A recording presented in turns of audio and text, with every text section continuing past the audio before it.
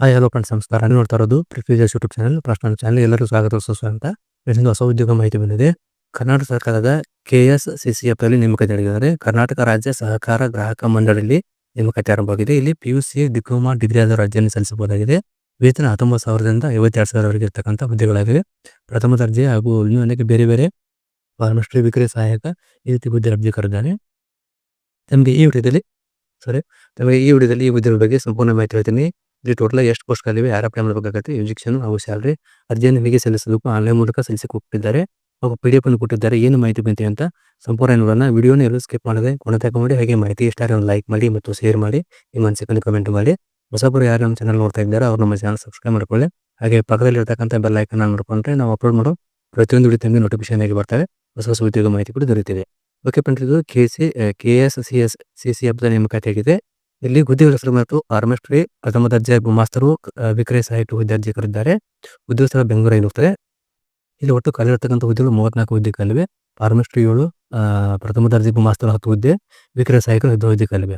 ಫಾರ್ಮಸ್ಟ್ರಿ ಹುದ್ದೆಗಳಿಗೆ diploma pass ಆಗಿರಬೇಕು. ಪ್ರಥಮ ದರ್ಜೆ ಗುಮಾಸ್ತ ಹುದ್ದೆಗಳಿಗೆ ಪದವಿ ಪಾಸ್ ಆಗಿರಬೇಕು. ವಿಕ್ರಯ ಸಹಾಯಕ ಹುದ್ದೆಗಳಿಗೆ ದ್ವಿತೀಯ PUC ಸೆಕೆಂಡ್ PUC ಪಾಸ್ ಆಗಿರೋದ್ರಿಂದ ಕೊಟ್ಟಿದ್ದಾರೆ. ಅರ್ಜಿ ಸಲ್ಲಿಸಲು 18ರಿಂದ 63 ವಯೋಮಿತಿ ಕೊಟ್ಟಿದ್ದಾರೆ.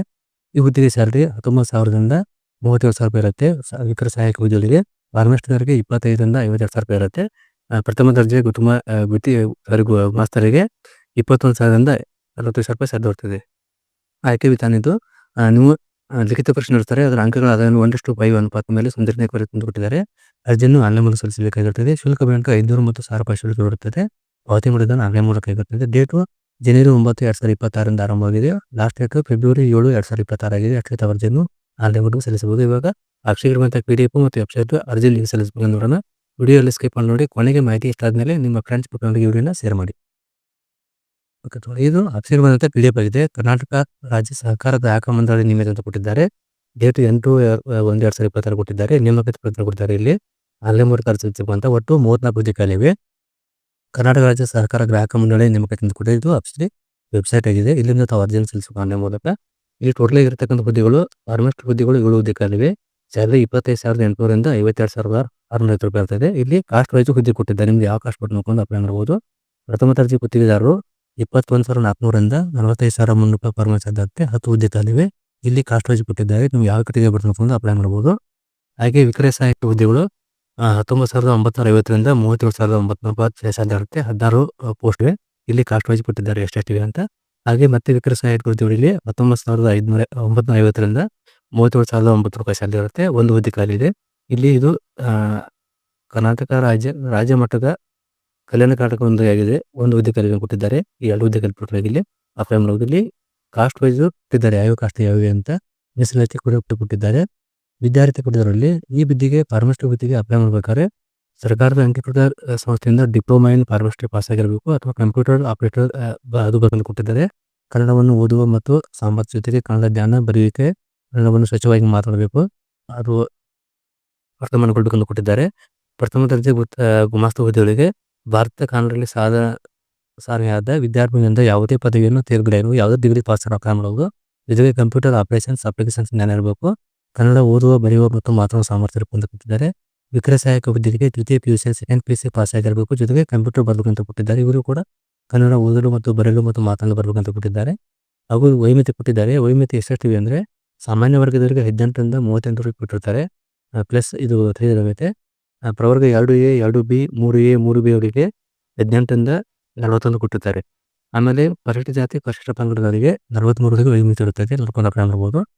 ಇಲ್ಲಿ ವಿಕಲಚೇತನರಿಗೆ 10 ವರ್ಷ ಕೊಟ್ಟಿದ್ದಾರೆ. ಮಾಜಿ ಕೂಡ ವೃತ್ತಿ ಕೊಟ್ಟಿದ್ದಾರೆ. ಇಲ್ಲಿ ಶುಲ್ಕ ಬಂದ್ಬಿಟ್ಟು ಈ ಕಾಸ್ಟ್ ಅವರಿಗೆ 500 ರೂಪಾಯಿ ಶುಲ್ಕ ಬರ್ತದೆ. ಇತರರಿಗೆ 1,000 ರೂಪಾಯಿ ಶುಲ್ಕ ಬರ್ತದೆ. ಡೇಟು 9/1/2026ರಿಂದ 7/2/2026 ಲಾಸ್ಟ್ ಡೇಟ್ ಆಗಿದೆ. ವೆಬ್ಸೈಟ್ ಅರ್ಜಿಯನ್ನು ಆನ್ಲೈನ್ ಮೂಲಕ ಸಲ್ಲಿಸಬಹುದು. ಇಲ್ಲಿ ಕೆಲವು ಸೂಚನೆ ಕೊಟ್ಟಿದ್ದಾರೆ. ಆನ್ಲೈನ್ ಮೂಲಕ ಅಪ್ಲೈ ಮಾಡಬೇಕಾದ್ರೆ ನಿಮ್ಗೆ ಎಲ್ಲ ಕರೆಕ್ಟಾಗಿ ಓದ್ಕೊಂಡು ಅಪ್ಲೈ ಮಾಡಿ. ಇಲ್ಲಿ ಯಾವ ರೀತಿ ಸ್ಟೆಪ್ ಕೊಟ್ಟಿದ್ದಾರೆ, ಮೊದಲನೇ ಹಂತ, ಆಮೇಲೆ 2ನೇ ಹಂತ, 3ನೇ ಹಂತ ಸ್ಟೆಪ್ ಕೊಟ್ಟಿದ್ದಾರೆ. ಅದನ್ನ ID ಕ್ರಿಯೇಟ್ ಮಾಡ್ಕೊಂಡು ನಿಮ್ಮ ಇಮೇಲ್ ID ಹಾಕ್ಬೇಕಂತ ಕೊಟ್ಟಿದ್ದಾರೆ. ಇಮೇಲ್ ID, ಫೋನ್ ನಂಬರ್ ಹಾಕಿ ಪಾಸ್ವರ್ಡ್ ಕ್ರಿಯೇಟ್ ಮಾಡ್ಕೊಂಡು ಅಪ್ಲೈ ಮಾಡಬೇಕು. ಇದನ್ನು ತೋರಿಸಿ ಆಮೇಲೆ ಹೇಗಿದೆ ಅಂತ.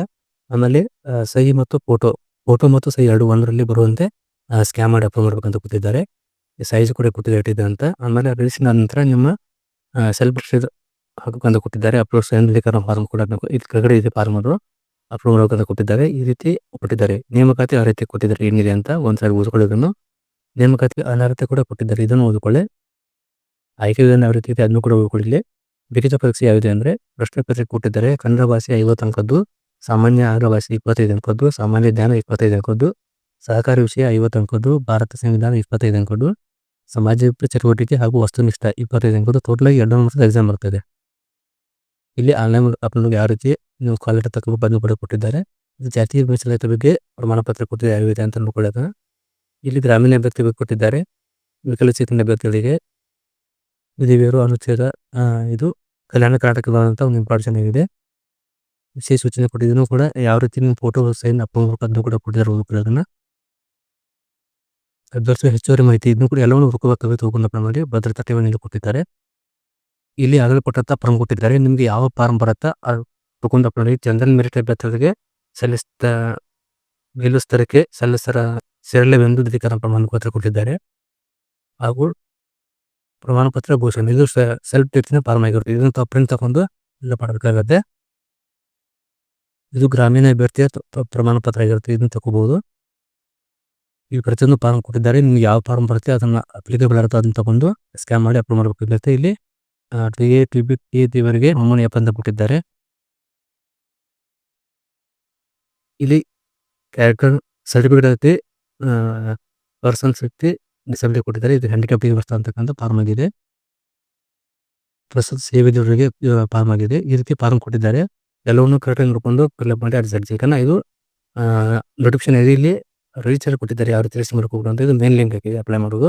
ಇಲ್ಲಿ home registration, change password, forgot password, forgot ಕೊಟ್ಟಿದ್ದಾರೆ. ಇಲ್ಲಿ ಕ್ಲಿಕ್ ಮಾಡಿದಾಗ ನ್ಯೂ ರಿಜಿಸ್ಟರ್ ಅಂತ ಕೊಟ್ಟಿದ್ದಾರೆ ಮತ್ತು ಆನ್ಲೈನ್ ರಿಜಿಸ್ಟರ್.